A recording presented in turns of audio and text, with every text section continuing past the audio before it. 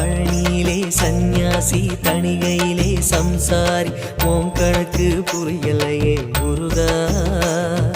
பழனியிலே சந்நியாசி தணிகையிலே சம்சாரி உன் கணக்கு புரியலையே முருகா. ஆறு படை மீதிலே 100 முகம் காட்டுற ஆறுதலை தேடுற எந்த முகம் காட்டுவ அறியாம தவிக்கிறேனே முருகா. இந்த அப்பாவி கேட்பதென்ன தவறா? ஆறு படை முருகனுக்கு அரோகரா, நாங்க ஆறுதல தேடுகிறோம் அரோகரா.